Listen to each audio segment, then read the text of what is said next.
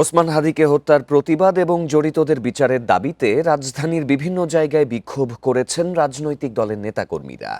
এমন হত্যায় সরকারের উদাসীনতাকে দায়ী করেছেন তারা। শুক্রবার জুমার নামাজের পর বাইতুল মোকাররম ও শাহবাগেও জড়ো হন বিভিন্ন শ্রেণী পেশার মানুষ। ইনকিলাব মঞ্চের মুখপাত্র ওসমান হাদিকে হত্যার বিচারের দাবিতে জুমার নামাজের পর বাইতুল মোকাররম মসজিদের বাইরে শুরু হয় বিক্ষোভ। সরকার ও আইনশৃঙ্খলা বাহিনীর ব্যর্থতার অভিযোগ এনে তীব্র সমালোচনা করেন বিক্ষোভকারীরা। বক্তারা বলেন, ভারতীয় আগ্রাসনের বলি ওসমান হাদি। দেশের সার্বভৌমত্ব রক্ষায় যে কোনো ত্যাগ স্বীকারে প্রস্তুত তারা।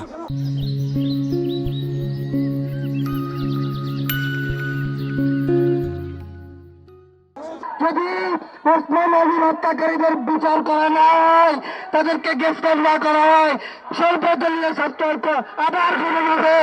এই সরকারের বিরুদ্ধে আন্দোলন করা হবে। বাংলাদেশকে রক্ষা করার জন্য, বাংলাদেশের স্বাধীনতা রক্ষা করার জন্য, বাংলাদেশের সার্বভৌমত্বকে রক্ষা করার জন্য প্রয়োজনের কাপড় মাথায় বেঁধে রাজপথে নামবেন ইনশাআল্লাহ। এদিকে শুক্রবার দুপুর থেকেই শাহবাগে জড়ো হতে থাকেন বিভিন্ন রাজনৈতিক দলের কর্মী ও সাধারণ মানুষ। জানান, হাদির দেখানো পথেই চালিয়ে নেওয়া হবে আগ্রাসন বিরোধী সংগ্রাম। ওসমান হাদি যেভাবে বুক চিতিয়ে লড়াই করেছেন, আমাদের লড়াই এবং সংগ্রাম চলছে, চলবে। আমরা এক থাকলে দিল্লির আধিপত্যবাদের কবর হবে ইনশাআল্লাহ। এই দেশ সারা পৃথিবীকে পথ দেখাবে কিভাবে আধিপত্যবাদকে কবর দিতে হয়। ভারত থেকে যদি এই আসামিদেরকে ফেরত আনতে পারে, এই স্বরাষ্ট্র উপদেষ্টার পদত্যাগ করতে হবে। সন্ধ্যায় বাংলা মোটরে বিক্ষোভ করেন এনসিপির নেতাকর্মীরা। পরে সেখান থেকে প্রথম আলো ও ডেইলি স্টারের কার্যালয় পরিদর্শনে যান গণতান্ত্রিক সংস্কার জোটের নেতারা। বলেন, গণমাধ্যমের অফিসে হামলার ঘটনায় সরকারের উদাসীনতা দায়ী। মিডিয়া থেকে শুরু করে যে কোনো প্রতিষ্ঠান, আমাদের প্রত্যেকটা প্রতিষ্ঠানের রাজনীতি, আদর্শ, নীতি আলাদা থাকতে পারে, ভিন্নমত থাকতে পারে, আমরা সেগুলো নিয়ে সমালোচনা করতে পারি। কিন্তু এই যে প্রতিষ্ঠান ভেঙে ফেলা, প্রতিষ্ঠান অগ্নিসংযোগ দেওয়া,